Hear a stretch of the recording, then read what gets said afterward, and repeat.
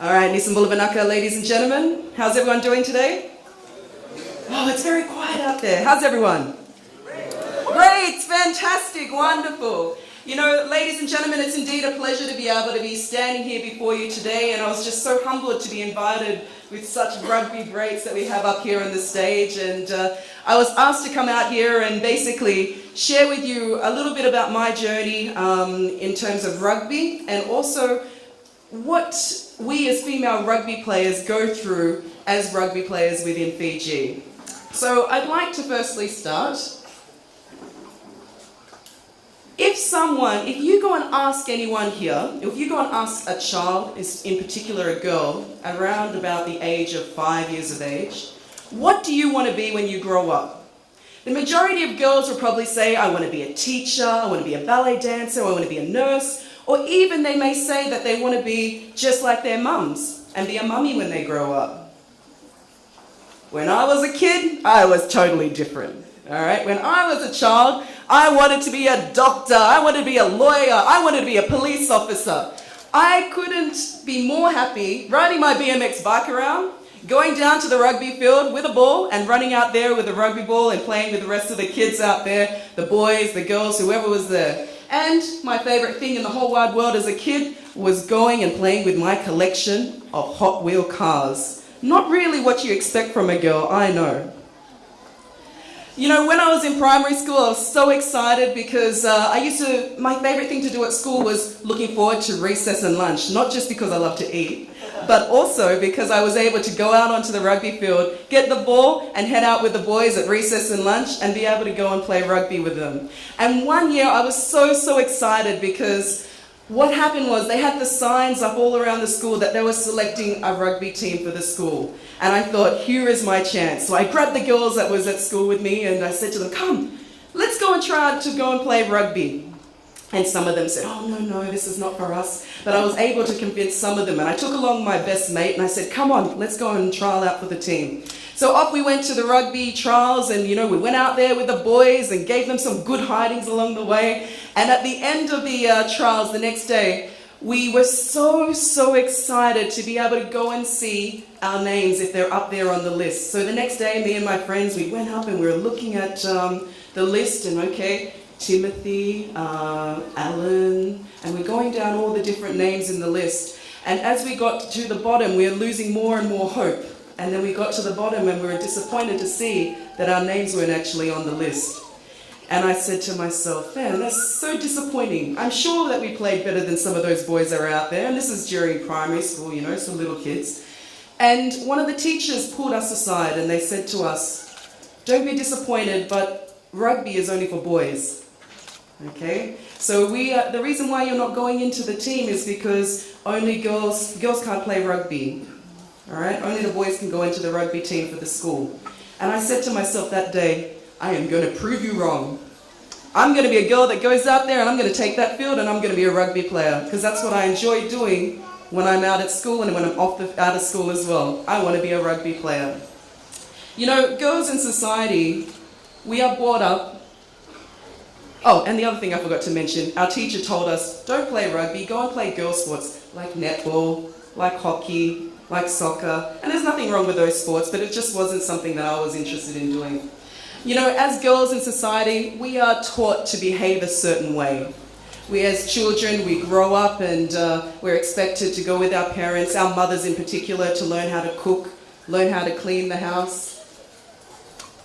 We're also expected to dress a certain way, to act a certain way, to talk a certain way. If it's dinner time, as girls, we're expected to serve the men first as women and then have the food given to us afterwards.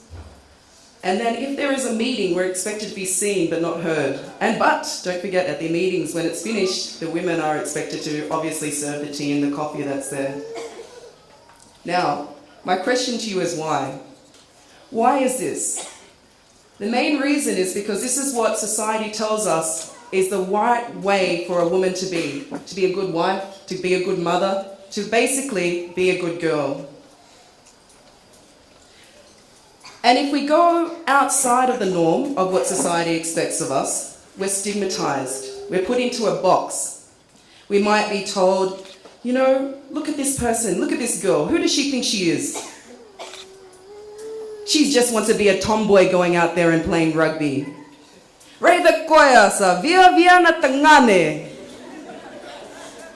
She's a tomboy. What's she doing out on the rugby field? She should be back inside the kitchen where she belongs. If we go out of what society expects to us, and honestly, ladies and gentlemen, this is what happens to some of us rugby players. Once we start doing something like playing a sport which is a male-dominated sport, such as rugby, we start to get stigmatized.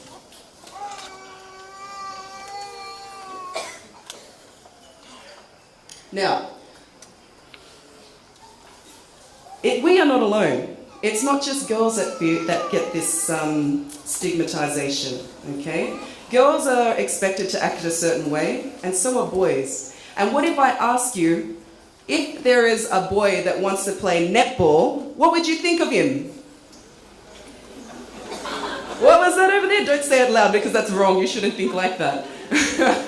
But that's my point exactly. We as society believe that men or women have certain roles and we should be able to perform in that certain role. When really we are just limiting the capability of guys that want to play netball, or for us as women from really reaching our full potential by putting stigmatization onto what our expected roles are in society. And I love this one here. This is basically summed up of what a lot of people think about women's rugby players. They think that we're just so unladylike, which I don't think is quite true. So some of the challenges that we face as women rugby players, and these challenges which I have up here is from a study which was done by Dr. James Johnson and also Dr. Yoko for Oceania Rugby and of course Fiji Rugby as well. And it basically went out and looked at the different challenges faced by us women rugby players, and I agree with it wholeheartedly. So one of the first challenges we actually go through and face is the wider societal community disapproval, especially from players' own families. So this is when players want to play rugby, a lot of people in the community and even their own families will tell them, you shouldn't be playing rugby. Why? Because you're like a tomboy. You're going to be like that. Go and play rugby. It's like you are belonging to a certain sexual orientation. We also face the disapproval and ridicule by men. It's not as bad as what it used to be. I remember when I first used to go out onto the rugby field and we'd head out there and we'd get teased. We'd get the comments saying, hey, Laucala Campus, what you doing out there? And people would say, what are you doing? Girls shouldn't be on there. And if heaven forbid you go out and make a mistake, drop the ball, knock on, ah! Everyone's laughing at you.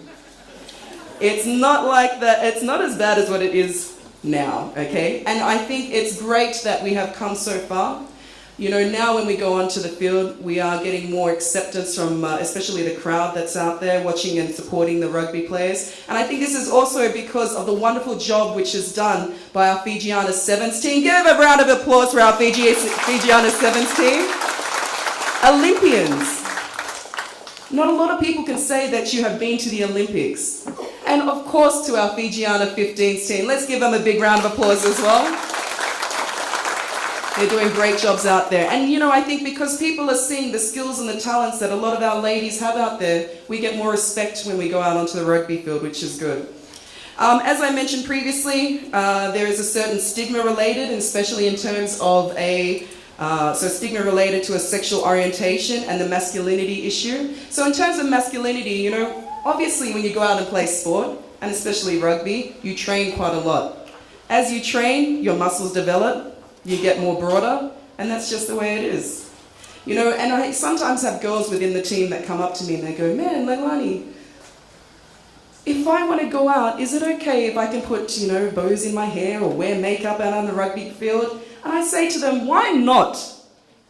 If you want to be you, if you want to wear your hair in makeup, your hair in makeup, if you want to wear your hair up nicely or bows in it, or if you want to wear makeup and you go out on the rugby field, you do that. Because it's you, and you shouldn't change who you are. So, and the other thing is that also in terms of women, when we go out and play rugby, I don't know what it is, but a lot of people think that all women rugby players are gay. And I'm here to tell you, we're not all gay. I am not gay, but I have a lot of friends that are gay, and they are wonderful people. They're beautiful people. And just because people are from a certain sexual orientation, they shouldn't be treated any differently than you or me. And the last thing that I wanted to talk about in terms of challenges that we face is gender inequality at an institutional level. And this is in particular in regards to financial support, okay?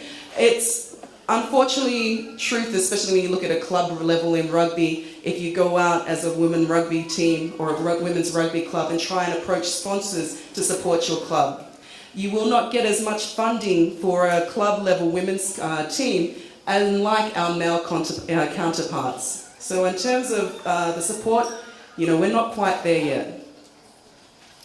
So after going through all the different challenges that we as women rugby players face, you may be asking yourself, so what is the attraction? Why do you play rugby? In all honesty, if you ask any of the Fijiana Sevens team members that are here or the 15s team members that are here, one thing, if you ask a woman, why do you play rugby? The main word that will constantly come up is because it's their passion. Women rugby players, unlike our male counterparts, we're not all about the fame, the money, or to have a livelihood coming into to support your family by playing rugby. The reason why we play rugby is because we are proud to go out there on the field. We love the game itself, and it's our passion to be able to go out there and do something that we love. We also enjoy the physicality of the game, which we find quite exhilarating and empowering as a woman. We also love the solidarity and also the team bonding that you have.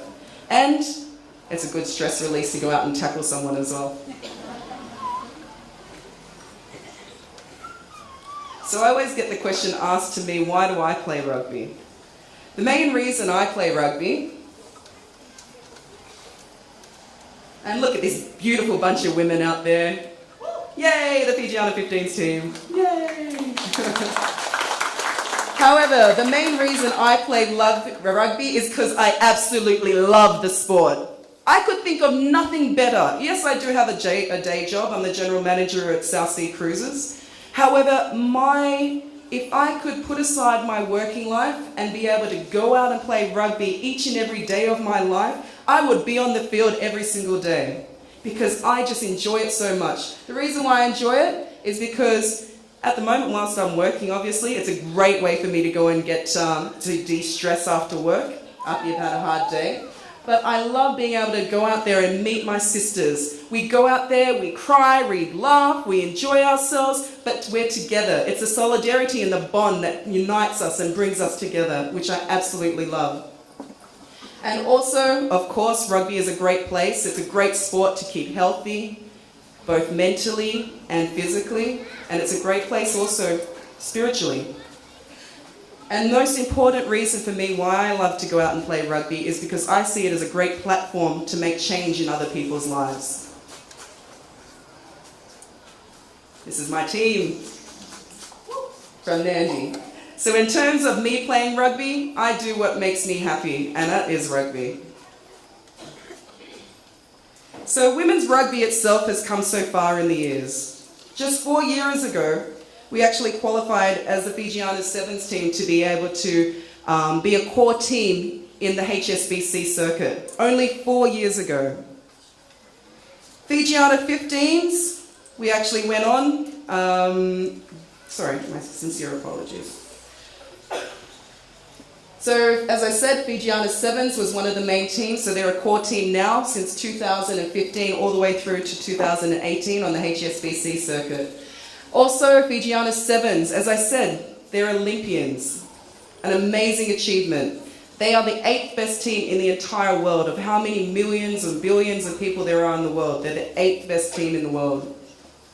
In terms of our Fijiana 15s team, we won the first ever Oceania Championships, qualifying for the Rugby World Cup in 2016. Then we went through to the Asia Cup repechage and qualifiers for Rugby World Cup. Just this year, we also went across, we had our great tour to Australia for the team. And that was a great trip where we beat the ACT Brumbies 22-5 and the Hunter team 66-5 as well. And this year, because of the wonderful work that's done by Fiji Rugby, we also have now the opportunity to be like the men and have a consistent game of rugby by joining the Skipper Cup, where we're playing 10s. And I know that there's a lot of really great plans in the works from Fiji Rugby that they've got lined up for us, and there's more great things to come.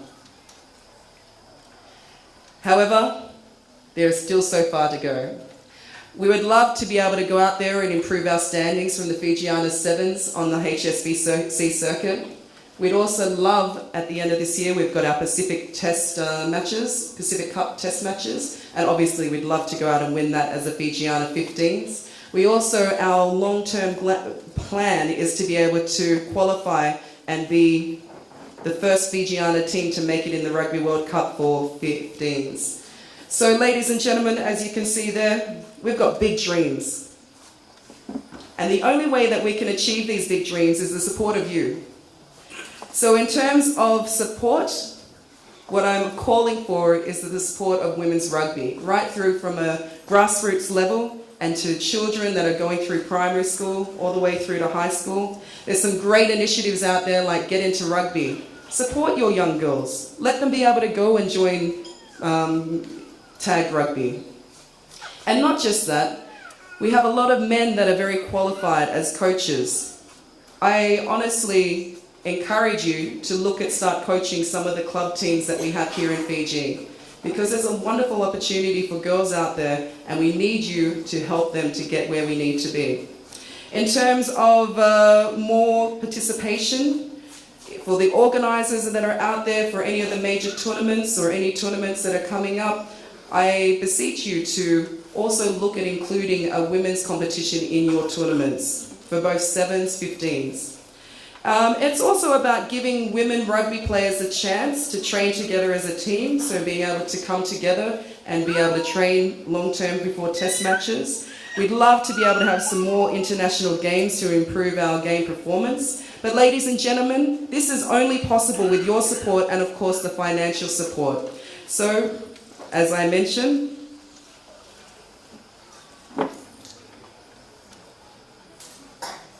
do your part. Get behind women's rugby. Banaka. All right, ladies and gentlemen.